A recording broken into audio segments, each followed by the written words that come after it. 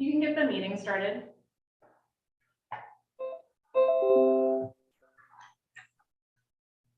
Julie, you can get the meeting started now. Oh, okay. All right, great. The Finance and Administration Committee meeting will be conducted in person and on Zoom. In order for the public to participate, the public can participate remotely. So I'll call the meeting to order and we'll have the Pledge of Allegiance. I don't have a flag in here. Okay, and I pledge allegiance to the flag of the United States of America and to the republic for which it stands, one nation under God, indivisible, with liberty and justice for all. Great. Can we get a roll call? Yes, you can. Director Hernandez. Present. Vice Chair Kick is absent. Chair Testa. Here. We have a quorum. Great. Let's see, members of the audience can participate on any matter within the general subject matter of the LAVTA Board of Directors. Members of the audience may address the committee on the agenda items. Do we have any members of the community that would like to speak?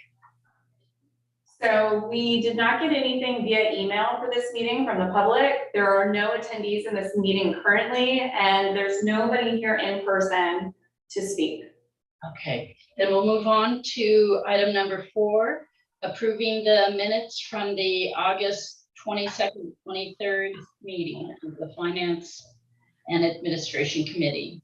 I will go ahead and move the meetings for August 22nd for the F&A committee. All right, and I'll second. So we'll need a roll call. Yes, Director Hernandez. Aye. Vice Chair Kick is absent. Chair Testa. Aye. Motion passes. Great, thank you. Then we'll move on to the Treasurer's Report, item number 5. Good afternoon. So I'm presenting to you the Treasurer's Report for September of 2023. This reflects everything that was paid through the end of September, plus accruals for our purchase transportation, as those are our largest line items. As the end of September, we were at 22.76% overall on spending. That does reflect a few larger bills that we paid at the beginning of the year, like our liability. We paid it just once a year instead of spreading it over 12 months, that as we receive a discount for doing that.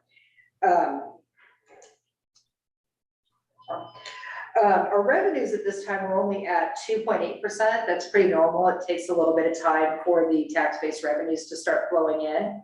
However, LAVTA does have significant cash in our bank accounts, so we are not experiencing a cash flow issue due to the lateness of the payments coming in. With that, I will take any questions. Any questions? I have no questions. I have no questions.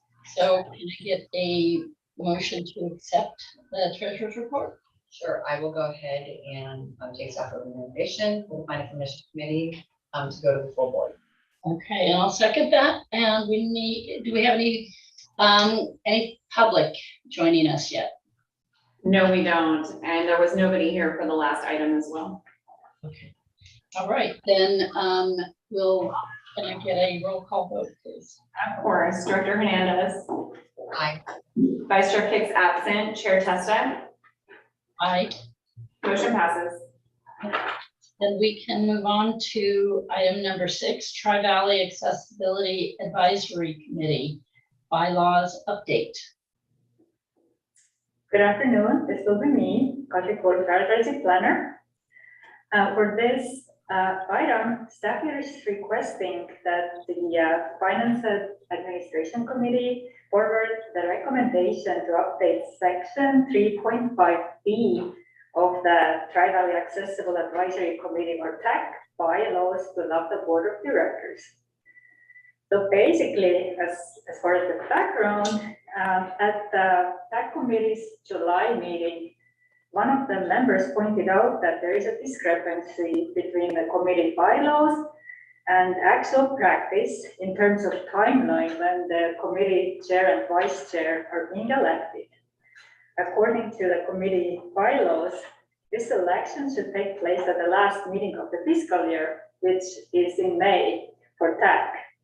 While in actual practice for many years now, this has been held at the first meeting of the fiscal year in July. And the rationale for the current practice, why it has gone this way, is that the election is at the first meeting of the fiscal year, is that the committee membership terms also start at the beginning of fiscal year and they end at the end of the fiscal year. And this way, time-wise, we can assure that only the board appointed members can be elected as the officials. So the board of directors typically ratifies the appointments in the June meeting, while the last TAC meeting each year is in May before the board meeting. So there's a proposed language in attached bylaws. So it's in section 3.5b, committee officers and their duties. So the current language reads, the chair and vice chair shall be elected at the last meeting of each fiscal year and assume office at the first meeting of the new fiscal year. We are proposing the following: the chair and vice chair shall be elected at the first meeting of each fiscal year and assume office immediately following the election. So the new chair will take over basically right after election. We took this to the TAC at their September meeting and they approved the recommended changes.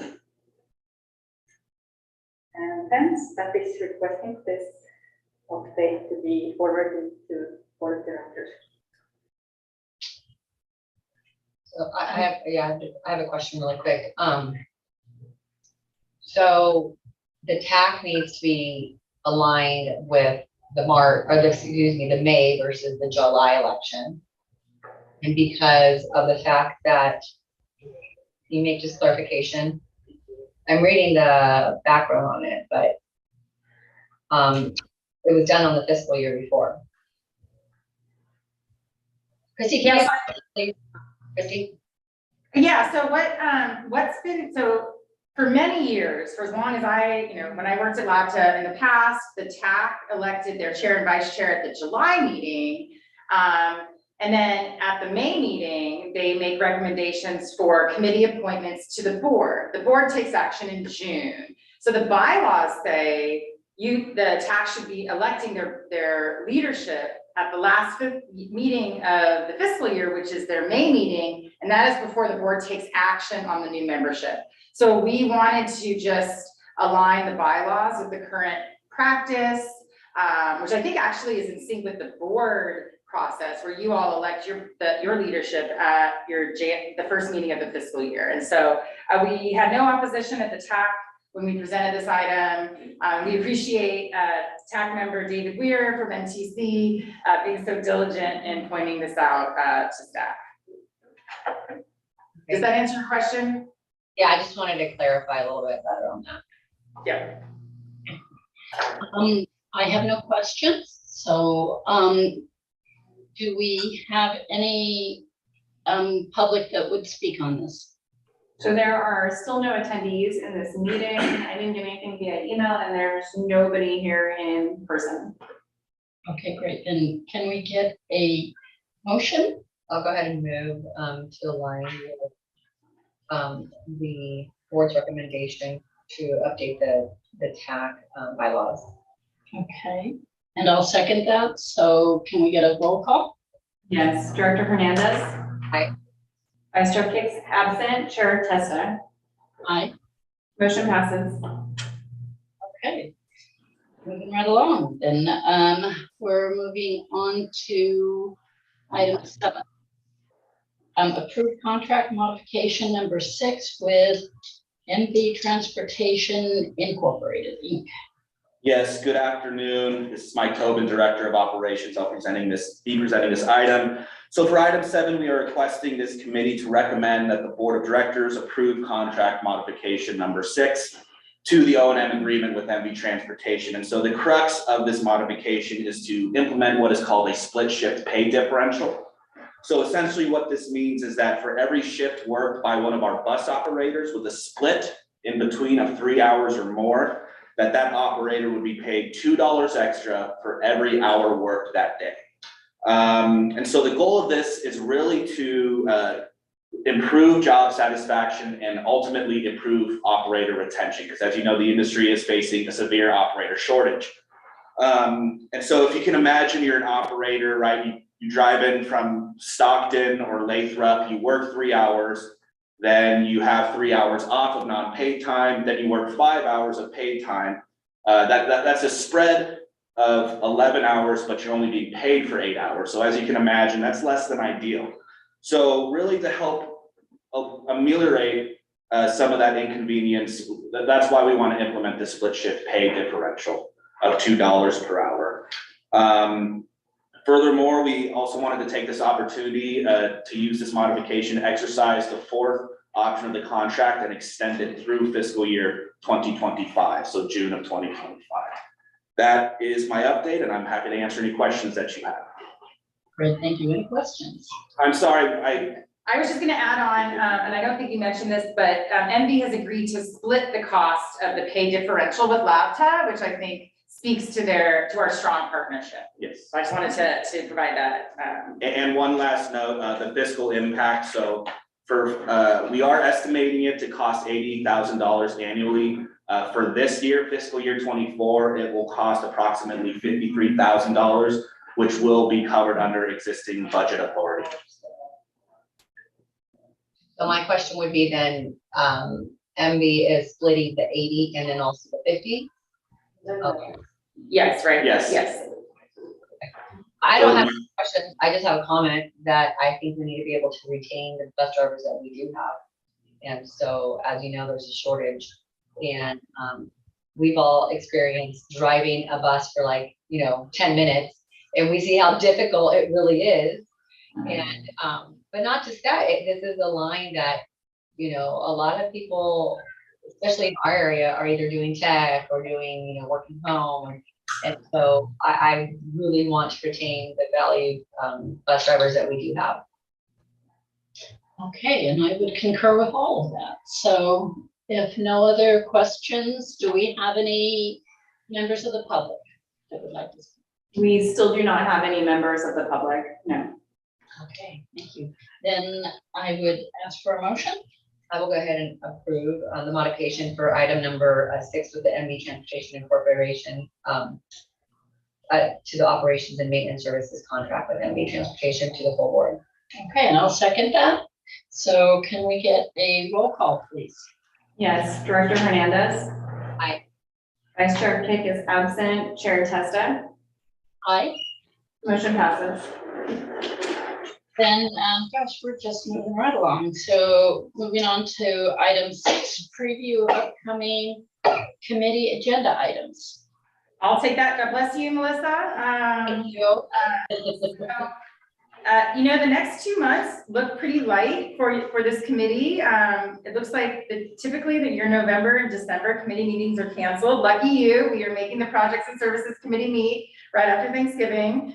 And then moving into the new year, we will kick off your first committee meeting with the 2024 legislative program. And that's about all we have solidified right now, but most certainly we will be adding more things to the agenda. And I'm happy to take any questions. Questions? I have no questions. I had no questions. So that's not an action. We don't need to approve that, right? No. All right, then we'll move on to matters initiated by committee members. Do we have any matters initiated? I have none. And I have none. So we'll move on to next meeting date is scheduled for November 28th, as you just said, right after Thanksgiving. And if there's nothing else, meeting's adjourned, right? Wonderful. Thank you so much.